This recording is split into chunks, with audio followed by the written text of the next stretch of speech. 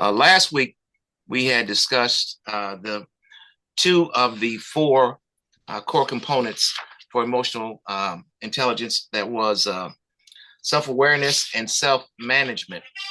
This week, I want to get through the other two, and the next one is social awareness. Social awareness is defined uh, as understanding the emotional needs and perspectives of others. I think that one of the things that, well, I'm going to get into the key components, but just an overview, one of the things that happens in our society because of a lack of social awareness, of dealing with or understanding the emotions of others, we have conflict. We have conflicts, and these conflicts are taken out, are gone, taken to a tragic conclusion by the violence that we perpetrate on one another. Once again, because we can't understand and we don't deal with our emotional components of ourselves and understand the emotional components and awareness of other people. So we need to be aware of that. Uh, and some of the key concepts here are empathy.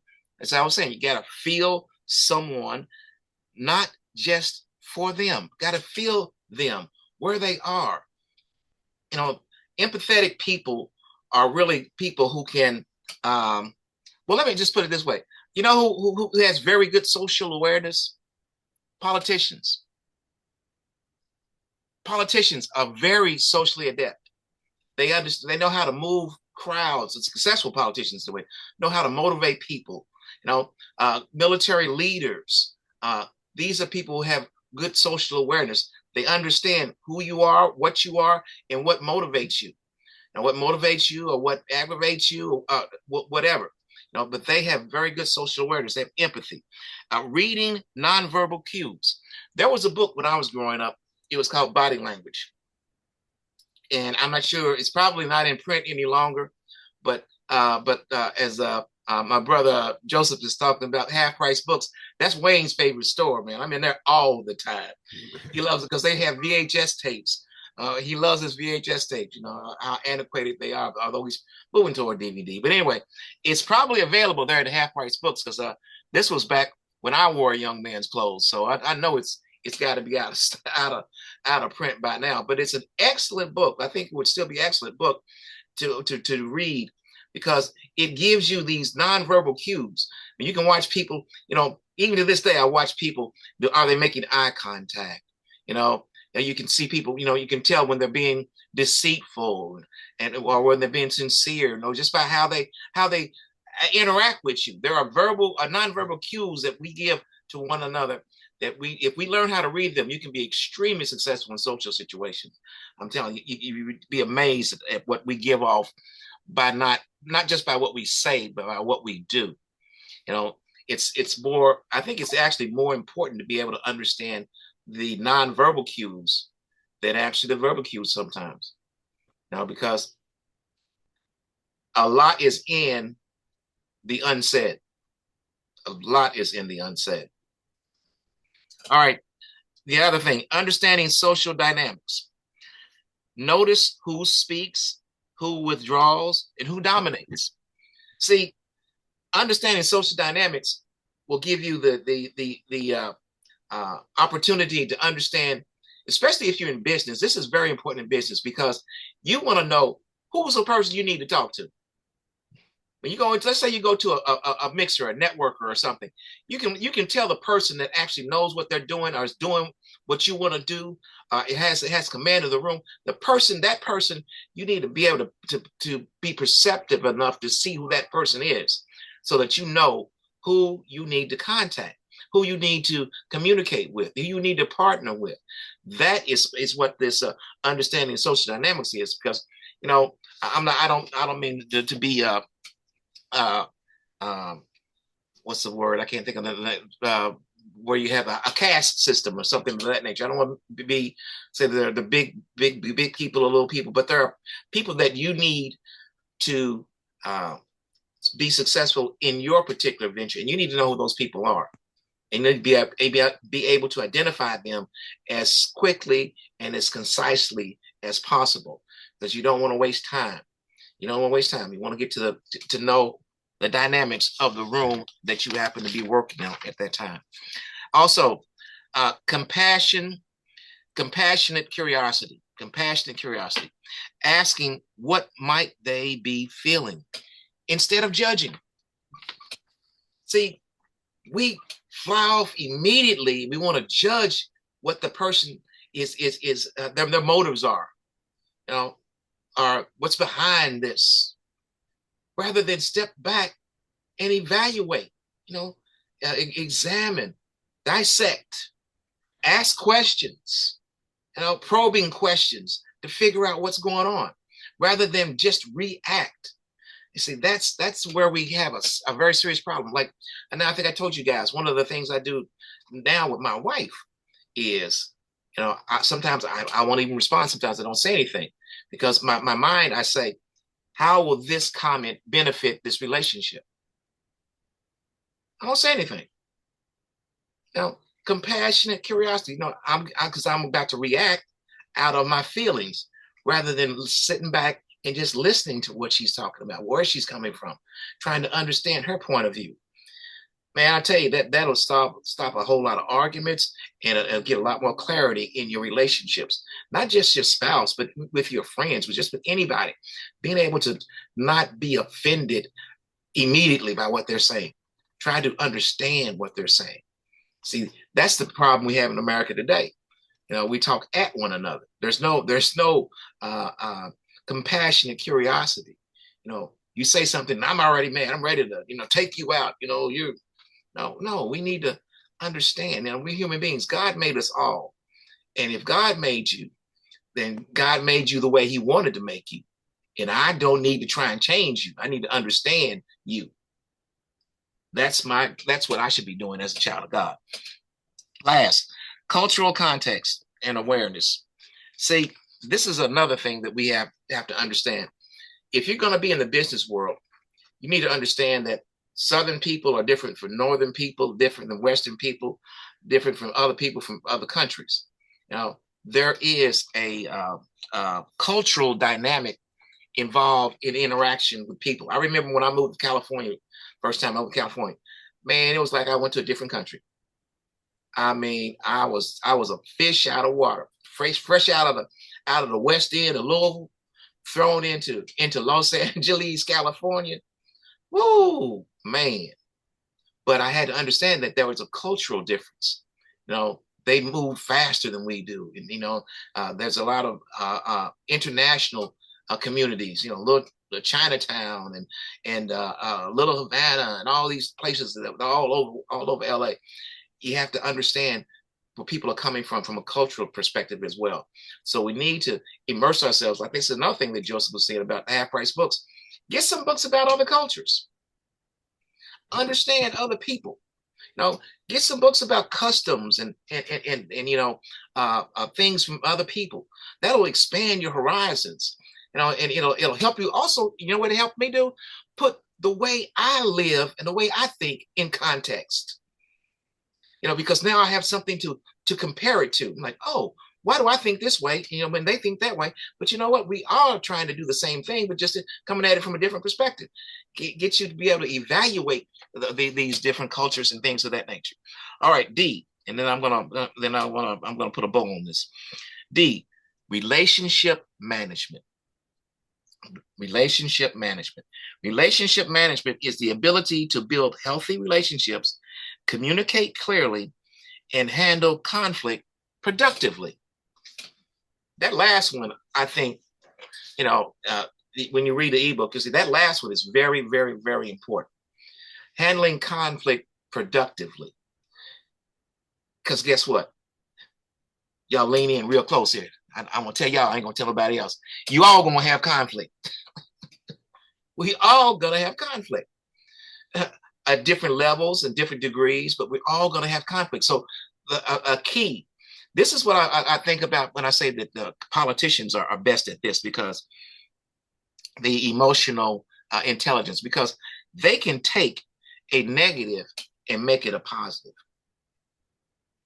You just think about some of the politicians that have taken negatives and made them positives. They talk about get out in front of it, all these things. to control the narrative. We need to understand that we can do that too in our personal lives and in our business lives. Make a negative a positive. Have productive outcomes from conflict or confusion. We can take it and become, in business, what you do is when you're able to take conflict and become productive with that, you become a leader. People look to you. People look to you because they say, this individual is cool under pressure. He can handle this. So these qualities are useful. And even in your relationship with your spouse, if you have a spouse, guess what? If you can make this relationship conflict be productive, your wife's going to look at you differently. You're not arguing. You're not berating. You're not just going off from an emotional standpoint. You're coming from a logical, loving standpoint where you can turn this thing around, and you're going to get dinner cooked that night, you know what I'm saying? I mean, there are ways, and we need to understand to look at it that way, but you got to get out of your feelings. We got to get out of our feelings, Black people. We respond too quickly. Firecrackers, bam, just blow up, rather than understanding what this the scripture tells us. The race is not given to the swift, but to he that endures until the end. Play the long game. Play the long game. Don't fly off the handle immediately. Play the long game. I try to understand the situation. So the key components here, real quickly, are healthy communication, clear, respectful, solution-based, focused. One of the things that we're going to be talking about in the public speaking will be some of the components that we're covering here. You need to be understood clearly. You need to be able to put your thoughts together. I told Joseph the other day, old man told me this a long time ago. He said, profanity is a refuge of the small mind. We need to expand our vocabulary, expand our problem-solving skills, and be clear and respectful and solution-focused.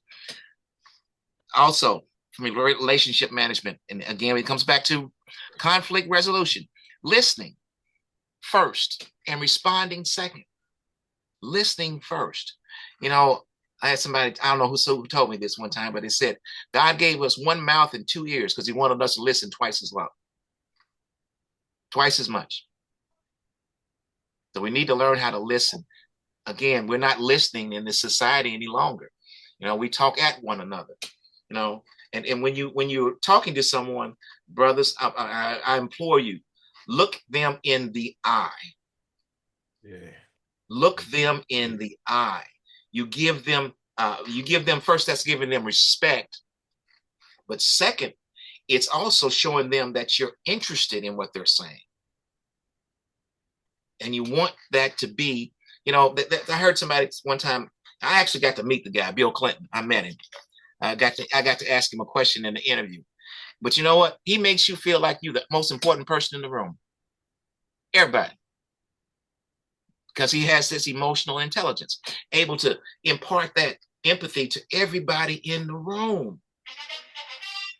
That's a gift that we can cultivate. Repairing ruptures. Brothers, one of the most important aspects of emotional intelligence is apologizing. Apologizing. We all fall short. Isn't that what the scripture tells us? So when we fall short, we got to acknowledge it. Taking responsibility for our actions. When I first got clean, that's one of the things that I had to really work on, was taking responsibility. I wanted to always deflect, project, onto others. This is not me. It's because of them. You think back to the garden. What did he say? Why did you? Oh, it's a woman you gave me. They would try to deflect and project at that time. That's a knee-jerk response from us. But we can. Paul said, I have learned. We all got to learn. We have to learn to be content. We have to learn to do the right thing. We have to learn to say the right thing. But we can learn. So And the last thing I want to talk, well, no, the second to last is motivating and encouraging others. That's what I love about brother Joseph. He is one of the most uh, compassionate people, first of all, but he is also one of the most positive people, trying to motivate people. I've never heard him say a bad word about anybody that I can think of. I haven't. He's a positive individual, motivating people, trying to bring people together and make us the best that we can be. You know, and I don't see that happening a lot with black men. And I applaud him for that. And I think that this is a show. Excuse me. This is evidence of his emotional intelligence, understanding that we need this as men, as black men particularly. We need to, my mom used to say, iron sharpens iron. We need to be able to be vulnerable to one another. Understand that, men have tear ducts too. We have feelings too. And we have issues. And we need to discuss those issues so that we don't just internalize them. This morning I was having my meditation time where I tried to clear my mind. That's one of the things I was going to make sure I discussed today was, you need time to cleanse your brain, not only your body, but your mind. Because we get so flooded with all these things going on. I know I do. I got like 19 different things going on. I have to compartmentalize them so that I can do one thing at a time. Relax our minds. That helps in your emotional intelligence as well, because you have to understand that if your mind isn't right, if your mind is cluttered, if it's all discombobulated, your emotions are going to be that way too. So we need to take care of ourselves, like Darren's talking about, the health tip, exercise, and to relieve that stress and build up those good hormones and things of that nature. I take vitamin D, but because I had back surgery is one thing, but because my wife is telling me how it does help, with our emotions and with our regulate different things. Anyway, I'm not gonna get into that. That's not my lane. I don't know about that. But the last thing I want to talk about is setting boundaries. Setting boundaries. I think I've said this to you all many, many times, that no is a complete sentence. And no doesn't have to be done, in a belligerent or, overtly angry a manner. It can be very, very respectful, but sometimes we have to say no, because if we don't, then what this helps, these boundaries help prevent emotional overload. Because if we try to take on everything, we can't. My shoulders are not that big. I can't. Even as a pastor, there are times when people will come out and I'll say, I'm going to send you to so-and-so rather than try and take it on myself. Because I can't do everything, can't be everything to everybody. And we all need to understand that sometimes we just have to set the boundaries and say, no, I can't go past that.